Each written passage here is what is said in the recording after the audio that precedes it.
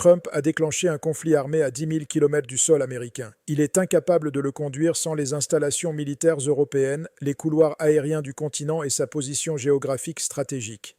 Malgré cela, il persiste à menacer les partenaires dont il a un besoin vital. Voici le schéma qui dévoile tout. Trump a passé des mois à humilier l'Europe, à brandir contre l'Espagne la menace d'un blocus commercial, à qualifier le dirigeant britannique de « pas un Winston Churchill » et à exiger de l'Allemagne qu'elle consacre 5% de son PIB à l'OTAN. Ensuite, il a engagé une guerre contre l'Iran et a instantanément réalisé qu'il avait besoin de chacun de ces pays. En tant qu'économiste spécialisé dans l'étude des structures d'alliance et des dynamiques de dépendance stratégique, je vais vous démontrer pourquoi cette contradiction dépasse le simple registre politique. Elle met en lumière une fragilité structurelle que Trump ne peut pas résoudre à coups d'insultes. Partie 1. La géographie, ça ne se négocie pas. Bloomberg a titré « Trump réalise qu'il a besoin de l'Europe maintenant qu'il fait la guerre à l'Iran ».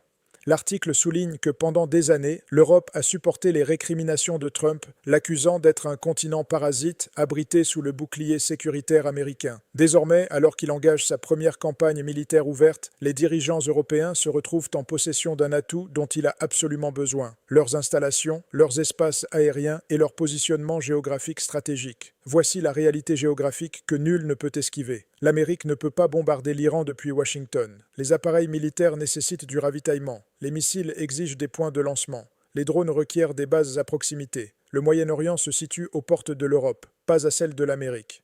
Quand Trump et Israël ont frappé l'Iran le 28 février, très peu de responsables en Europe avaient été prévenus en amont. Anna Neumann, députée au Parlement européen et présidente de la délégation pour les relations avec l'Iran, a confié à CNBC que même le chancelier allemand Merz n'avait été averti que quelques minutes avant. Des minutes, pas des jours, pas même des heures. Des minutes avant de déclencher un conflit qui allait requérir une coopération européenne prolongée. Puis Trump s'est présenté en ayant besoin de leur concours. Partie 2, le Royaume-Uni. Défensif uniquement. Et ce terme change absolument tout.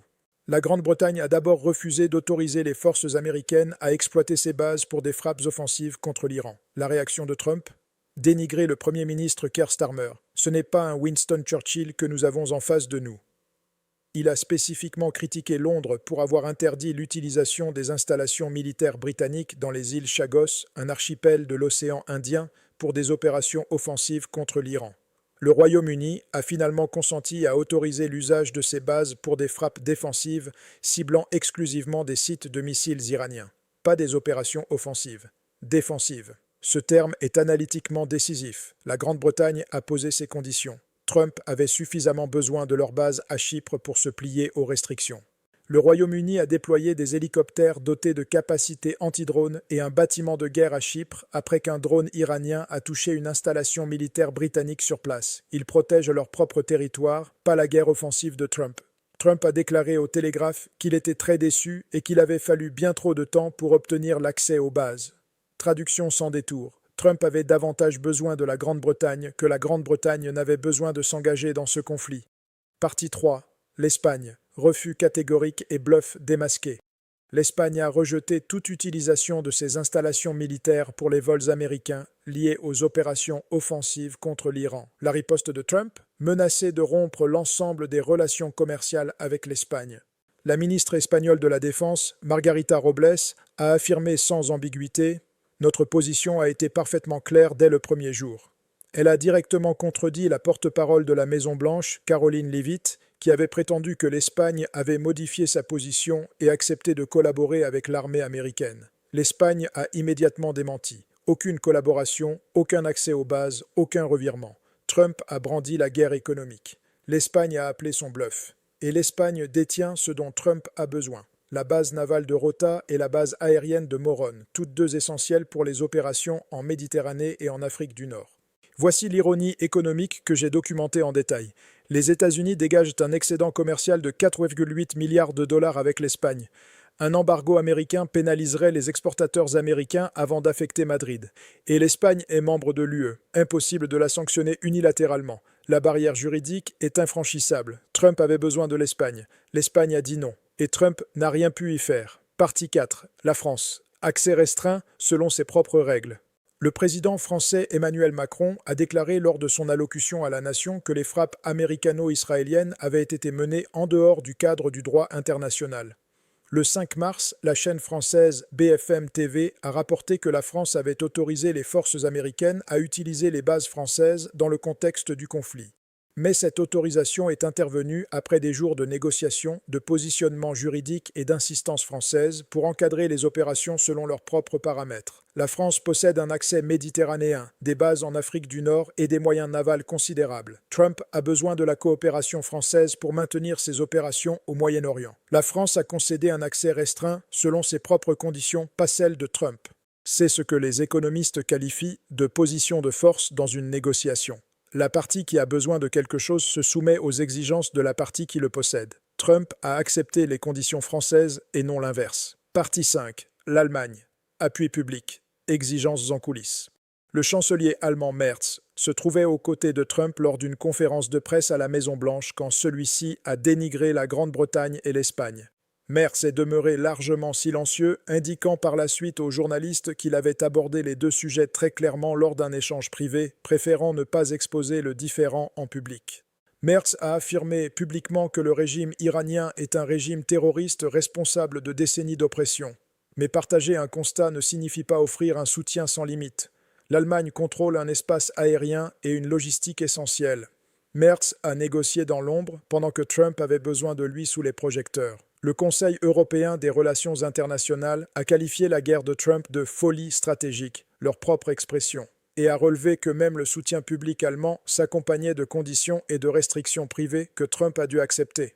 Carl Bildt, ancien Premier ministre de Suède, a déclaré à CNBC « Ce que nous observons n'est pas une image reluisante de la cohérence de la politique américaine. C'est manifestement quelque chose décidé de manière très improvisée par le président. Et si vous l'écoutez expliquer pourquoi il a engagé cette guerre, il n'y a aucune justification limpide. » Partie 6. La contradiction structurelle. Humilier les alliés dont on dépend. Voici l'analyse économique centrale que je souhaite vous exposer, car c'est précisément là que réside la véritable vulnérabilité structurelle. La présence militaire mondiale de l'Amérique repose sur la coopération de ses alliés. Les bases ne sont pas des territoires américains. Ce sont des accords qui peuvent être révoqués ou assortis de conditions. Trump peut proférer des menaces et multiplier les déclarations, mais il ne peut pas contraindre. L'Espagne contrôle l'espace aérien espagnol. La Grande-Bretagne contrôle les bases britanniques. La France contrôle l'accès méditerranéen français. La géographie ne se laisse pas intimider par des tweets présidentiels. Et voici le paradoxe stratégique que Trump semble incapable de saisir. Durant les années précédant le conflit, il reprochait à l'Europe de s'abriter sous le parapluie sécuritaire américain. À présent, il conduit une guerre qu'il ne peut pas soutenir sans l'aval européen. Résultat, un soutien conditionnel dans le meilleur des cas, un refus net dans le pire. Et Trump contraint d'accepter des restrictions qu'il n'aurait jamais tolérées s'il disposait du rapport de force qu'il prétend détenir. Partie 7. Ce que chaque réponse européenne met en évidence. Permettez-moi à présent de vous présenter le tableau d'ensemble, car ce n'est qu'en le considérant dans sa globalité qu'on saisit la dynamique réelle. La Grande-Bretagne, défensif uniquement, a imposé ses conditions. Trump les a acceptées. L'Espagne, refus catégorique, a démasqué le bluff de Trump. Trump n'a pas pu mettre sa menace à exécution. La France, accès restreint selon son propre cadre juridique. Trump a dû se conformer au cadrage français. L'Allemagne, appui public assorti d'exigences privées, a négocié en position dominante. Dans chaque situation, la même logique. Trump avait davantage besoin d'eux qu'eux n'avaient besoin de cette guerre. Et dans chaque situation, la partie qui détenait l'avantage géographique a dicté ses conditions à la partie qui en dépendait. C'est le schéma économique fondamental de cette crise, dissimulé derrière la rhétorique de puissance américaine, mais parfaitement lisible dans les données sur qui a finalement accepté les conditions de qui. Le Conseil européen des relations internationales l'a formulé avec justesse. Les Européens disposaient de semaines de préavis indiquant que le président américain allait déclencher un conflit au Moyen-Orient. La guerre provoque désormais des dommages dans la région la plus riche en ressources énergétiques de la planète, heure après heure, alourdissant les coûts directs pour les Européens et renforçant les offres russes. Voici ma synthèse analytique. Trump a humilié ses alliés, a engagé des opérations nécessitant leur concours, a découvert qu'il avait davantage besoin d'eux que de cette guerre, et a accepté leurs conditions tout en affichant la victoire. Ce n'est pas de la puissance, c'est de la dépendance travestie en domination. Et cette distinction entre le discours de la force et la réalité de la dépendance géographique est exactement ce que les marchés, les investisseurs et les gouvernements alliés commencent à intégrer structurellement dans leurs calculs. La géographie ne négocie pas. Elle existe tout simplement, obligeant les opérations militaires américaines à transiter par le territoire européen, que Trump apprécie ou non les conditions imposées. Abonnez-vous et activez toutes les notifications. Je continuerai à décrypter cette dynamique de dépendance masquée avec les données, les mécanismes économiques et l'analyse sans concession que vous méritez. Dites-moi dans les commentaires, pensez-vous que l'Europe aurait dû pousser plus loin ses exigences ou a-t-elle trouvé le juste équilibre entre solidarité alliée et autonomie stratégique ?